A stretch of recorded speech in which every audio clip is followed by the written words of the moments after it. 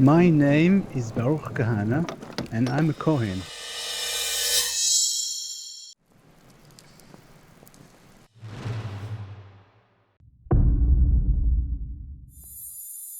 The holiest city in the world, besieged, attacked, and captured dozens of times.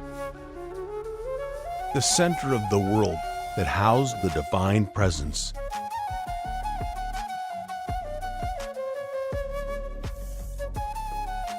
In its very heart lies the Temple Mount, Mount Moriah, a heartbeat that refuses to fade away.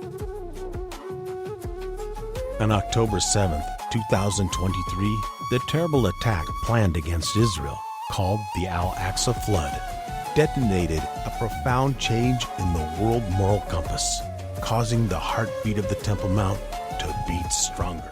How important Beit HaMikdash, the temple, is not only here in Jerusalem, but it's like, I always like to say, it's like a heart. So once the heart is beating the way it's supposed to be, so the whole body feels and is alive. Jerusalem, a city experienced in both joy and suffering, a place that hosts people with not only different beliefs and faiths, but a city that challenges the people, that walks its streets to unite with her, carrying out a common purpose, the Third Temple, a house of prayer to all nations. Well, we have temple deniers, and then we have mythicists, and then we have minimalists. And so, everybody's wanting to rewrite history to comport with their idea of what they want the future to look like. As an archaeologist, I try to stay out of those battles. What I find, and I publish what I find. Every single day there's a new status quo. People say that the Temple Mount is holy to all the religions. The Islam, the Christianity, and the status quo. So it's a process, it's a slow process. One of the biggest mistakes that is made is people don't understand that this is a slow process. They're expecting things to happen in a magical moment, and that's not the way that God intended it to be. Actually, the first stone which we made for Beit HaMikdash, we made this stone because we need to build Beit HaMikdash. We're davening, we're praying for Beit HaMikdash 2,000 years since the second temple was broken. But the third temple, we have mitzvah, we have a commandment. So this is the first stone prepared for the Beit HaMikdash. שלום וברכה, אולי השם מדבר איתנו, השם רוצה להעביר לנו מסר. בנים שלי, עם ישראל היקרים, אולי אתם שכחתם משהו מאוד מאוד חשוב, שכחתם משהו מאוד עיקרי, מאוד את השליחות שלכם בעולם. שכחתם בעצם שבתי כנסת הם בתי מקדש קטנים.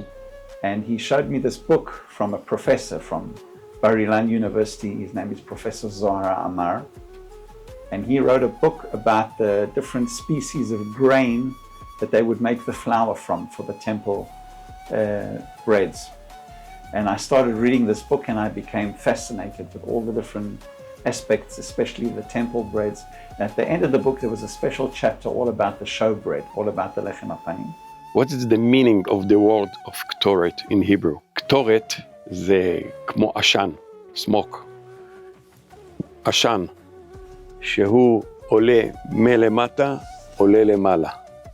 The idea that the temple is a source of peace and a house of prayer for all nations is very important. It's the most important. Because if you say, how could it be that men who have a tradition of being Kohanim from Poland, Morocco, Iraq, Syria, Yemen, Tunisia, and I know that there are many from many other mountain regions, many other parts of the world, when they have a common father. Also, embroidery of wool in colors. One, tchelet, argaman, tulat shani, blue, red, and purple. And then the fourth bigdekon is mitznefet.